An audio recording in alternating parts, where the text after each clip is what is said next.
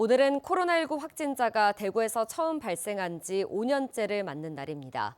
코로나가 일상을 송두리째 무너뜨리는 참상을 생생히 목격한 이후 신종 감염병에 제대로 대처해야 한다는 자성의 목소리가 끊이지 않았는데요. 감염병에 대처할 수 있는 인프라는 여전히 취약하다는 지적이 나옵니다. 박재영 기자의 보도입니다. 지난 2020년 2월 18일 대구에서 코로나19 첫 확진자가 발생한 이후 신천지 교회와 요양병원 등을 중심으로 집단 감염이 폭증했습니다. 공공이 주관하는 모든 행사를 취소하고 민간 행사에 대해서도 취소를 권고키로 하였습니다. 상급 종합병원 응급실이 문을 닫고 병상과 의료 인력 부족 등으로 의료 시스템이 붕괴 직전까지 내몰렸습니다. 감염 예방의 수단인 마스크마저 부족해 혼란과 불안이 확산했습니다. 코로나19 의료 공백으로 제대로 된 치료를 받지 못하고 숨진 정유엽 군을 비롯해 가족의 마지막을 함께하지 못한 절박한 사연도 셀 수 없습니다. 그 혼돈 속에서 장애인과 노인 등 사회적 약자에 대한 돌봄은 방치됐습니다.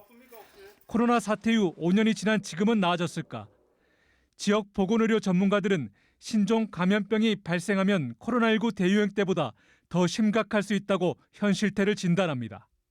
지금은 그 대응력, 또 의사결정의 속도, 또 시민들의 참여, 또 그 경험치의 유지 이런 게 전체적으로 다 떨어져 있다. 다시 이제 이런 상황들이 생기면 5년 전보다 더 나으리라고는 생각하지 않습니다.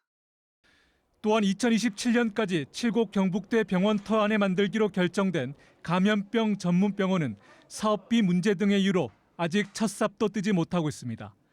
지역 공공의료에 구멍이 생기는 것 아니냐는 우려도 나옵니다. 권영진 전 대구시장의 제2의료원 설립 약속과는 달리 홍준표 시장은 기존의 대구의료원의 기능 강화에 예산을 투입하고 있습니다. 하지만 여전히 부족하다는 지적입니다. 특히 1년 넘게 이어지는 의료대란 무방비에 전무한 감염병 대응 돌봄 정책, 불통, 독단, 독선으로 시민 참여를 기대하기 어려운 점도 문제라고 시민사회는 비판합니다.